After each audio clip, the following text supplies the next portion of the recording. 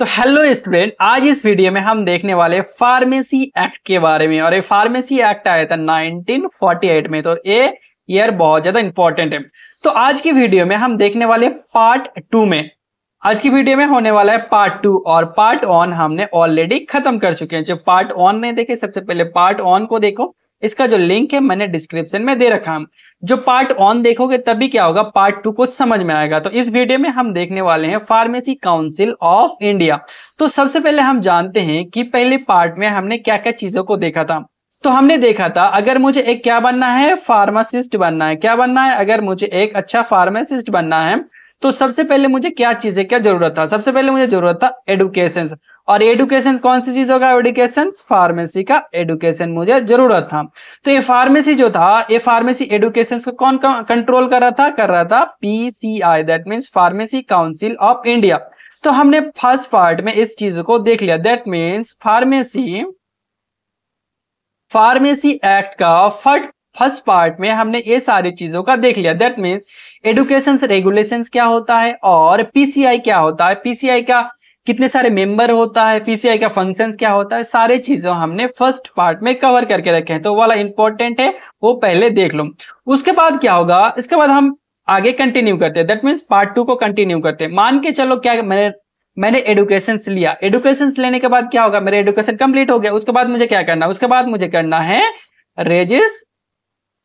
क्या करना है? रजिस्ट्रेशन करना है। मुझे क्या करना है? रजिस्ट्रेशन करना है। दैट मीन्स मुझे रजिस्ट्रेशन करने के बाद कोई भी काम करना, जॉब करना फार्मेसी प्रोफेशन में, तो उसके लिए मुझे सबसे जो इंपॉर्टेंट है क्या करना है, सबसे पहले मुझे रजिस्ट्रेशन करना होता। अगर मैं रजिस्ट्रेशन नहीं करूंगा तो मैं फार्मासिस्ट नहीं कहला सकता अपने आप को, और मैं क्या कर सकता हूँ, फार्मेसी में कोई भी जॉब नहीं कर सकता। तो सबसे पहले मुझे क्या करना है, फार्मासिस्ट का रजिस्ट्रेशन करना। और रजिस्ट्रेशन होगा कहाँ पे? स्टेट फार्मेसी काउंसिल में होगा। कहां पे होगा? स्टेट फार्मेसी काउंसिल में होगा। तो हम जो पार्ट 2 होने वाला है, पार्ट 2 में हम बेसिकली देखने वाले स्टेट फार्मेसी काउंसिल क्या है, उसका क्या क्या काम है, वो किस तरह से रजिस्ट्रेशन करता है, किस तरह से रिन्यूअल करता है, रजिस्ट्रेशन के लिए क्या क्या डॉक्यूमेंट्स जरूरत पड़ता है, ये सारी चीजों को हम क्या इसमें कवर करने वाले हैं, पार्ट 2 में कवर करने वाले हैं। तो पार्ट 2 होने वाला है बहुत ज्यादा इंपॉर्टेंट। तो लास्ट तक देखो, जितने भी फार्मेसी एक्ट के रिलेटेड, दैट मीन्स फार्मेसी के रिलेटेड जितने भी सारे डाउट होगा वो सारी क्लियर हो जाएगा। और ये डाउट क्या होता है, हमारे रियल लाइफ में रियल लाइफ के रिलेटेड जितने भी सारी चीजें हैं इसमें हम कवर करने वाले हैं। दैट मीन्स फार्मेसी कैसे बनता है, फार्मासिस्ट कैसे बनता है, किस तरह रजिस्ट्रेशन होता है, क्या क्या डॉक्यूमेंट्स की जरूरत पड़ता है। तो एंड तक देखो, सारे जो डाउट था वो क्लियर हो जाएगा इसी वीडियो में। तो चलो देखते हैं। देखो सबसे पहले देखते हैं state pharmacy council. That means क्या, किसको कंट्रोल करेगा? स्टेट में जो फार्मेसी है उसको कंट्रोल करने का काम करेगा स्टेट फार्मेसी। कौन करेगा? State pharmacy council. इसीलिए इसमें लिखा स्टेट, ठीक है। और ये कौन सा बॉडी है? स्टेट का बॉडी है। और इससे पहले हमने पढ़ा था पीसीआई। तो पीसीआई कौन सा बॉडी था? ये था सेंट्रल बॉडी था। और एक चीज मैंने बताया था कि जो सेंट्रल बॉडी होता है वो क्या करता है? रूल्स को बनाता है और उसको फॉलो कौन करता है? स्टेट करता है। तो दैट मीन्स क्या करेगा, पीसीआई क्या करेगा? सारा रूल्स को बनाएगा और फॉलो कौन करेगा? State. That means state pharmacy council. आए समझ में? तो देखो क्या फॉलो करता है state pharmacy council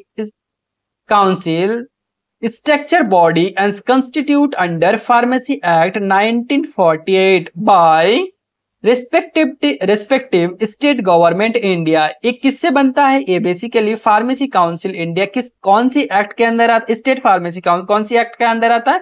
pharmacy act के अंदर आता है। फार्मेसी एक्ट के अंदर हम क्या पढ़ने वाले? स्टेट फार्मेसी काउंसिल के बारे में पढ़ते हैं। और इसको कौन लागू करता है? State government. देखो जो पीसीआई को कौन लागू किया था? Central government. और इसको लागू कौन करता? State government. इसके अंदर जो भी चीजें होता है कौन देखभाल करता? स्टेट गवर्नमेंट इसको देखभाल करने का काम करता है। ये स्टेट गवर्नमेंट के अंडर आता है। It is the primary mandated to regulate the professions and practice of pharmacy of the state. ये क्या करते हैं हमारे स्टेट में? मान के चलो स्टेट में क्या करता है? फार्मेसी का प्रैक्टिस को और फार्मेसी प्रोफेशन को रेगुलेट। दैट मीन्स एक स्टेट में फार्मेसी को जितने भी सारे चीजें होते हैं, that means pharmacy profession, education हो गया, तुम्हारा रजिस्ट्रेशन, एक स्टेट में ये क्या करेगा? एक स्टेट में क्या करेगा? सारी चीजों को कंट्रोल करने का काम करेगा। और क्या करता है? Ensure that only qualification registered pharmacist to allow dispense the medications of practice of pharmacy. ये क्या है, ये क्या देखता है, ये देखता है जितने भी पर्सन्स क्या है, बस ओनली वही पर्सन्स क्या करे, मेडिसिन को डिस्पेंस करे, क्या करे, ओनली वही पर्सन डिस्पेंस करे जो क्या है, रजिस्ट्रेशन है। ऐसा नहीं है कि कोई भी पर्सन क्या करे, मेडिसिन को डिस्पेंस करे। ये अगर कोई भी पर्सन मेडिसिन को डिस्पेंस करेगा तो क्या होगा, हमारे जो पेशेंट होगा उसके लिए हार्मफुल होगा, उसको मेडिसिन की नॉलेज नहीं होगा, तो इसलिए क्या करेगा, जो स्टेट फार्मेसी इस सारी चीजों को देखने का काम करेगा। ठीक है, तो चलो देखते हैं इसका ऑब्जेक्टिव क्या था, स्टेट फार्मेसी काउंसिल बनाने का पीछे क्या रीजन था, ऑब्जेक्टिव था, इसका काम क्या था, to regulate the profession and practice of pharmacy. तो क्या करता है, ये रेगुलेट करने का काम करता है, दैट मीन्स देखभाल करने का काम करता है। क्या करता है, प्रैक्टिस, किस तरह से फार्मेसी का प्रैक्टिस हो रहा है, दैट मीन्स पढ़ाई हो रहा है, और कहां पे देखेगा, अपने स्टेट के अंदर ये देखता है। And maintain up to date registered, ये क्या करता है, रजिस्ट्रेशन को मेंटेन करने का काम करता है, जितने भी डाटा होता है क्या करता है, वो सेंट्रल काउंसिल में भेजने का काम करता है। कौन, हमारी state council. And qualification and registration pharmacist, क्या क्या देखता है, और क्वालिफिकेशन, फार्मासिस्ट का क्वालिफिकेशन, दैट मीन्स क्या देखेगा, बी फार्मा है या डी फार्मा है, उसके बाद ही क्या करेगा, ये रजिस्ट्रेशन करेगा, उसके बाद क्या करता है, ये फार्मासिस्ट को रजिस्ट्रेशन कराने का काम करता है। To ensure the only registered pharmacist compounding dispensing of the sale of medication, ये देखता है कि ओनली वही पर्सन, दैट मीन जो रजिस्टर है कहां पे, अपने स्टेट में, वही क्या करे, कंपाउंडिंग करे, किसी मेडिसिन का डिस्पेंसिंग और सेल का काम करे, अदरवाइज नहीं करे, अदरवाइज कोई करेगा तो वो क्या होगा, ऑफेंस में आ जाएगा। To overseas registration, renewal, disciplinary actions and for pharmacist, क्या होता है, जो बाहर से क्या होता है, फार्मासिस्ट करके आता है, उसको क्या करना पड़ेगा, हमारे स्टेट में क्या करना पड़ेगा, उसको रजिस्ट्रेशन कराना मैंडेटरी होता है, और वो कौन कराता है, स्टेट फार्मेसी काउंसिल कराता है। To promote continue education and professional development of pharmacy, ये क्या करता है, कंटिन्यूअसली क्या करता जाता है, हमारे एजुकेशन को क्या करता है, डेवलप करने का काम करता है, प्रोफेशन को डेवलप करने का काम करता है, कौन, अपने स्टेट में, कौन, स्टेट फार्मेसी काउंसिल। तो इसका हमने काम ऑब्जेक्टिव बेसिकली क्या देखा था, ये रेगुलेट कर रहा है जितने एजुकेशन को, और क्या कर रहा है, जो रजिस्टर है, जो रजिस्ट्रेशन है फार्मासिस्ट को, उसको मेंटेन करने का काम करता है, और देखता है कि ओनली जो वो फार्मासिस्ट जो रजिस्टर्ड है वही क्या करे, कंपाउंडिंग, डिस्पेंडिंग और मेडिसिन का सेल करे। ये कौन देखता है, स्टेट फार्मेसी काउंसिल। इसके बाद जो इंपॉर्टेंट चीजें आता है कि इसके अंदर जो काउंसिल होता है उसके अंदर कितने मेंबर होता है, या कौन सी टाइप का मेंबर होता है। तो इसमें बेसिकली 3 टाइप का मेंबर होता है। जो फर्स्ट होता है उसे बोलते इलेक्टेड, दैट मीन्स कौन इलेक्ट करेगा, दैट मीन्स इलेक्शन के थ्रू वो आएगा, तो कौन इसको इलेक्ट करेगा, स्टेट, क्योंकि स्टेट बॉडी है तो किसके थ्रू आएगा, स्टेट बॉडी। उसके बाद आता है नॉमिनेट, दैट मीन्स उसको चुना जाता है, उसको बोलते हैं नॉमिनेशन के थ्रू आता है, तो वो कौन नॉमिनेट करेगा, स्टेट गवर्नमेंट, ये सेंट्रल में नहीं आएगा, स्टेट गवर्नमेंट। उसके बाद एक्स ऑफिसो मेंबर, ठीक है, कितना आता है 3। तो जो एक्स ऑफिसर मेंबर होता है वो कितना होता है 7, और 7 में से जो 6 मेंबर होता है क्या होता है, रजिस्टर फार्मासिस्ट होना चाहिए। जो 7 में से क्या होना, 6 जो पर्सन होगा वो क्या होगा, रजिस्टर फार्मासिस्ट होगा। उसके बाद जो 1% होगा उसको कौन इलेक्ट करेगा, वो member elected by MCI, medical council of India, क्या करता है, उसे इलेक्ट करने का काम करते हैं, और कहां पे, अपना स्टेट में, अपना स्टेट का जो एमसीआई है वो इलेक्ट करता है। उसके बाद नॉमिनेटेड मेंबर, नॉमिनेटेड मेंबर में कितना आता है 5 में देखो 5 मेंबर एट लास्ट जो 3 होगा, 5 में से 3% क्या होना चाहिए, पासिंग डिग्री और diploma, that means B pharm या डी फार्म उसके पास होना चाहिए। और क्या होना चाहिए, फार्मास्यूटिकल, अगर वो क्या होना चाहिए, अगर वो एम फार्म है तो फार्मास्यूटिकल केमिस्ट्री में होना चाहिए, और क्या होना चाहिए, रजिस्टर्ड फार्मासिस्ट होना चाहिए। और इसको कौन चुनता है, नॉमिनेटेड बाय स्टेट गवर्नमेंट, उसको स्टेट गवर्नमेंट क्या करता है, चुनता है, क्योंकि ये स्टेट बॉडी है। अगर वो सेंट्रल बॉडी होता तो कौन चुनता, उसको सेंट्रल चुनता। उसके बाद एक ऑफिसर मेंबर, उसमें कितना होता है 10, तो सॉरी इसमें होता है 3, ये बहुत ज्यादा इंपॉर्टेंट है, याद रखना। तो इसमें कौन कौन आता है, chief administrative medical officer of state, कौन होता है सबसे फर्स्ट जो होता है चीफ एडमिनिस्ट्रेटिव, और कहां पे होता है, स्टेट में। Ex officer incharge drugs and cosmetic act, जो ड्रग एंड कॉस्मेटिक कब आया था 1940, उसका ex officer officer incharge of the drugs, इसका एक्स ऑफिसर मेंबर होगा। और कौन सा होगा, government analyst under the drugs and cosmetic act of state, क्या तो गवर्नमेंट एनालिस्ट होगा, ठीक है, इसका एक्स ऑफिसर मेंबर। तो जो मेंबर जितने भी सारे हैं याद रखना, ये इंपॉर्टेंट है। उसके बाद देखेंगे रजिस्ट्रेशन ऑफ फार्मासिस्ट, की फार्मासिस्ट को रजिस्ट्रेशन किस तरह से होता है। देखो कोई भी फार्मासिस्ट जब भी वो रजिस्ट्रेशन होगा तभी क्या करेगा, वो फार्मेसी प्रोफेशन में आ सकता है, अदरवाइज वो फार्मेसी प्रोफेशन में नहीं आ सकता। तो इसके लिए सबसे मैंडेटरी क्या है, रजिस्ट्रेशन। तो चलो रजिस्ट्रेशन के बारे में देखते हैं। The pharmacy act provide for registration, जो फार्मेसी एक्ट क्या होता है, वो रजिस्ट्रेशन प्रोवाइड करता है by the state pharmacy council of the pharmacist regulate to entry the persons by the pharmacy profession. जब वो रजिस्टर्ड हो जाता है तब भी वो पर्सन कहाँ आ पाता है, फार्मेसी प्रोफेशन में आता है। Only person having the qualification request and qualification and training and experience allowed to enter the pharmacy profession. Pharmacy profession में वही आ सकते हैं जो क्वालिफिकेशन होगा, जिसके पास ट्रेनिंग होगा, जिसके पास एक्सपीरियंस होगा फार्मेसी के बारे में, उसको ही अलाउ किया जाता है फार्मेसी प्रोफेशन। और ये कौन करता है, स्टेट फार्मेसी काउंसिल। तो ये याद रखना। उसके बाद name of registration of pharmacist are enter into the register maintain by state pharmacy council. मैंने पहले बोला रजिस्ट्रेशन को कौन मेंटेन करेगा, स्टेट फार्मेसी काउंसिल। तो चलो देखते हैं जो स्टेट फार्मेसी काउंसिल रजिस्टर देता है उसमें बेसिकली क्या क्या चीजें इंक्लूड रहता है। Name of registration, name of full name, जो जिसका रजिस्ट्रेशन उसका फुल नेम रहेगा, रेसिडेंट एड्रेस रहेगा ऑफ फार्मासिस्ट का। डेट ऑफ फर्स्ट रजिस्ट्रेशन, जब फर्स्ट रजिस्ट्रेशन किया था उसका भी डेट उसमें रजिस्ट्रेशन में रहता है। Qualification for registration, qualification that means तुम बी फार्म हो, डी फार्म हो, या तुम क्या हो, एम फार्म हो, सारी चीजें उसमें क्या होता, बेसिकली इसमें बी फार्म और डी फार्म ही क्वालिफिकेशन लिखा रहता। उसके बाद प्रोफेशनल एड्रेस, तुम्हारा जो प्रोफेशनल एड्रेस है, नेम ऑफ एम्प्लॉयमेंट की कौन सी जॉब में हो, सच एज अदर पर्टिकुलर में भी प्रेस्क्राइब, और भी बहुत सारी चीजें इसके अंदर इंक्लूड रहता है। उसके बाद देखते हैं फर्स्ट रजिस्ट्रेशन, दैट मीन्स वो पर्सन जब फर्स्ट टाइम रजिस्ट्रेशन करता है उसके लिए क्या क्या चीजें जरूरत होता है।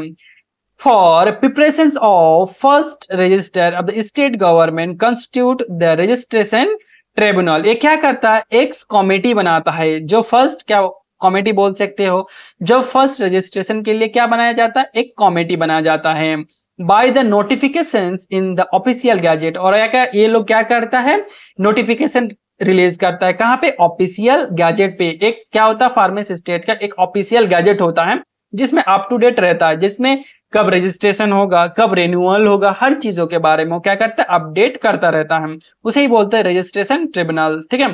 The tribunal consist of the 3 person, इसमें बेसिकली कितने पर्सन रहता है, ये इंपॉर्टेंट है, इसमें रहता है basically 3 person and register 3 person plus 1, एक तो 3 पर्सन रहता है और क्या रहता है, 1 रहता है registered. The register act security tribunal, ये बेसिकली सिक्योरिटी पर्पज के रहता है, कौन, register. The state government by notification specific date and submission allow applications for registration, ये क्या करता है, रजिस्ट्रेशन के लिए एक डेट जारी करता है और सबमिशंस के लिए भी क्या करता है, एक डेट जारी करता है। The application for registration along the prescribe fee should be one the before the date of tribunal. देखो डेट क्लोज हो जाने से पहले क्या करना होता है, एक उसका फी रहता है, ठीक है, रजिस्ट्रेशन का एक फी रहता है। जैसे हमारे झारखंड में कितना है, 1200 रुपये फी होता है, तो वो फी भरना होता है। उसके बाद ही क्या होता है, तुम्हारा जो एप्लीकेशन वो क्या होता है, सबमिशन होता है। उसके बाद देखो प्रोसीजर क्या, procedure for the first registration of pharmacist, एक फार्मासिस्ट को रजिस्ट्रेशन करने के लिए क्या क्या प्रोसीजर होगा। Under the provisions for section 33, जो फार्मेसी एक्ट का जो सेक्शन 33 उसके अंदर सारी चीजों को क्या है लिखा गया कि क्या क्या चीजें होने वाला। तो देखते हैं act pharmacy council registered name क्या होना चाहिए, उसका रजिस्टर्ड नेम होना चाहिए, एड्रेस होना चाहिए, क्वालिफिकेशंस होना चाहिए of the pharmacist. The state registration applications is prescribed pre form, जो क्या होता है, जो मैंने बोला सेक्शन 33 के अंदर क्या होता है, प्री फॉर्म रहता है कि ये चीजें जरूरत पड़ता है। Is the submitted for the registration, the state pharmacy council क्या करता है, वो चीजें सबमिटेड करता है। The application should be compliance by the prescribe for fee and following documents. उसके बाद क्या होता है, वो चीजों को सबमिशन करना होता है प्लस फी के साथ। उसके बाद देखो क्या क्या डॉक्यूमेंट्स, ये इंपॉर्टेंट है, क्या क्या डॉक्यूमेंट्स जरूरत पड़ता है for the registration of pharmacy, that mean PCI registration करने के लिए हमें कौन सी चीज, मान के चलो मुझे क्या, मैंने पढ़ाई कंप्लीट कर लिया, उसके बाद मुझे रजिस्ट्रेशन करना, तो रजिस्ट्रेशन करने के लिए जो फार्मेसी काउंसिल में जाएंगे तो कौन सी डॉक्यूमेंट्स हम लेके जाएंगे। तो जो फर्स्ट डॉक्यूमेंट्स होगा, तो first recent 5 recent passport size photo, हम 5 पासपोर्ट साइज फोटो लेंगे, ठीक है, जो रिसेंट के टाइम पे। ID proof, that means ID proof में क्या, आधार कार्ड हो गया, पैन कार्ड हो गया, ड्राइविंग लाइसेंस, जिसको हम एड्रेस प्रूफ के लिए लेंगे। उसके बाद लेंगे, सॉरी, आईडी प्रूफ के लिए। उसके बाद थर्ड लेंगे address proof. Address proof that means हमारा रेसिडेंट चाहिए। उसके बाद हॉस्पिटल ट्रेनिंग सर्टिफिकेट। अगर तुम क्या कर रहे हो, डी फार्म कर रहे हो, तो डी फार्म के लिए हॉस्पिटल ट्रेनिंग सर्टिफिकेट कितना चाहिए, कितने घंटे की चाहिए, 500 घंटे का होना चाहिए। जो तुम्हारे ट्रेनिंग होना चाहिए वो कितना होना चाहिए, 500 आवर्स का होना चाहिए, या क्या होना चाहिए, 3 मंथ का ट्रेनिंग होना चाहिए, तभी तुम एलिजिबल हो रजिस्ट्रेशन के। और वहीं पे अगर तुम क्या कर रहे हो, बी फार्म कर रहे हो, तो बी फार्म के लिए अगर तुम रजिस्ट्रेशन कर रहे हो तो कितना जरूरत है, तुम्हें 150 घंटे की जरूरत पड़ता है, आवर्स का क्या ट्रेनिंग जरूरत पड़ता है, और क्या पड़ता है, 1 मंथ का या 1 मंथ, दोनों में से कोई एक 1 मंथ का ट्रेनिंग जरूरत पड़ता है। ये किसके लिए था, ये हॉस्पिटल के लिए था। क्या, ये हॉस्पिटल का जरूरत पड़ता है। लेकिन जो बी फार्म होता है उसका क्या होता है, इंडस्ट्रियल ट्रेनिंग का जरूरत पड़ता है। आए समझ में? तो तुम्हारा डी फार्म हो तो डी फार्म अच्छे से देख लो ना, 500 आवर्स या 3 मंथ तुम्हारा ट्रेनिंग होना चाहिए। कहाँ पे, हॉस्पिटल, जो सेंट्रल को रजिस्टर्ड हो जो हॉस्पिटल। उसके अंदर marksheet for first year and second year, अगर तुम डिप्लोमा हो तो फर्स्ट ईयर और सेकेंड ईयर दोनों का मार्कशीट लगेगा। Registration by the B pharm, then the complete marksheet. अगर तुम बी फार्म हो तो क्या करेगा, तुम्हारा पूरा क्या होगा, 1 से लेके 8 सेम का जो मार्कशीट होता है वो जरूरत पड़ता है। और क्या करते हैं, प्रोविजनल सर्टिफिकेट। प्रोविजनल सर्टिफिकेट क्या होता है, जब कॉलेज रिलीज होता है तब क्या, तो प्रोविजनल सर्टिफिकेट देता है, जब तक तुम्हारा डिग्री नहीं आ जाता। तो क्या होता है, रजिस्ट्रेशन करने के तो उस टाइम जल्दी जल्दी डिग्री नहीं आता, तो उस टाइम प्रोविजनल की जरूरत पड़ता है। उसके बाद क्या जरूरत पड़ता है, मार्कशीट। मार्कशीट कौन सा, 10+2 का मार्कशीट जरूरत पड़ता है। इतने सारे डॉक्यूमेंट्स का जरूरत पड़ता है। तो ये क्या हो, रियल लाइफ में हमारा जरूरत पड़ेगा कि नहीं पड़ेगा, तो 100% जरूरत पड़ेगा कि जब हम रजिस्ट्रेशन करेंगे तो ये सब चीजें 100% जरूरत पड़ेगा। तो ये वीडियो बहुत ज्यादा जरूरी है, ये चीजें। उसके बाद आता है रेन्युअल ऑफ रजिस्ट्रेशन। हमने रजिस्ट्रेशन कर लिया, उसके बाद क्या करना, रेन्युअल। तो देखो इसका डेट कब तक रहता है, जब हम कोई एक बार रजिस्ट्रेशन करते हैं तो उसका डेट रहता है 1 जनवरी से लेके 31, ठीक है, 31 दिसंबर तक उसका डेट रहता है। दैट मीन्स 1 ईयर का क्या रहता है, ए वैलिडिटी रहता है, जो ईयरली वैलिडिटी। उसके बाद क्या होता है, 31, दैट मीन्स क्या होता है, 1 दिसंबर से लेके 1 अप्रैल तक क्या होता है, 1 अप्रैल तक हमें क्या करना होता है, रेन्युअल करना होता है। रेन्युअल के लिए हमें एक फी भर के हमें एप्लीकेशंस को सबमिट करना होता है, ठीक है। अगर हम डिले कर दे, दैट मीन्स 1 अप्रैल, अगर हम 1 अप्रैल तक हमने क्या किया, रेन्युअल नहीं किया, तो क्या होगा, जो हमारा रजिस्ट्रेशन होगा वो क्या होगा, कैंसिल किया दिया जाएगा। वो स्टेट गवर्नमेंट से क्या किया जाएगा, उसको रिमूव कर दिया जाएगा। तो 1 अप्रैल से पहले 1 जनवरी से लेकर 1 अप्रैल तक क्या करना है, हमें रजिस्ट्रेशन रेन्युअल को कंप्लीट कर लेना है। तो चलो देखते हैं। देखो, फर्स्ट रजिस्ट्रेशन कंटिन्यू 31 दिसंबर तक चलता है।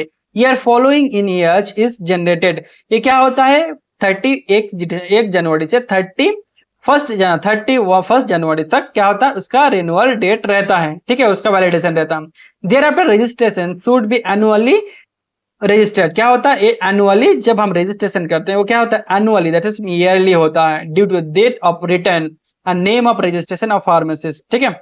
उसके बाद क्या होता है, one failure and remit and remove to fee before 1 April submission subsequence date. अगर तुम 1 अप्रैल से पहले उसको रिन्यूअल नहीं किया तो क्या होगा, उसको डिलीट कर दिया जाएगा स्टेट काउंसिल से।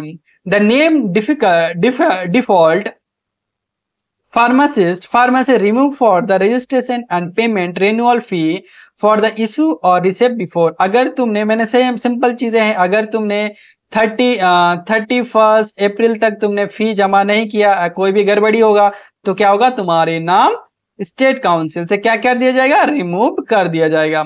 उसके बाद हम देखते ऑफेंस एंड पेनल्टीज कि फार्मेसी एक्ट के अंदर क्या क्या ऑफेंस होता है और क्या क्या पेनल्टीज होता है। तो फर्स्ट जो ऑफेंस है, अगर कोई falsely claim to be registered pharmacist, मान के चलो कोई पर्सन से अपने आप को क्या करे, क्लेम कर रहा है कि मैं रजिस्टर्ड फार्मासिस्ट हूं, और उसी टाइम डीआई आ गया और अपने आप को क्या कर रहा है, प्रूफ नहीं कर पा रहा है, ठीक है।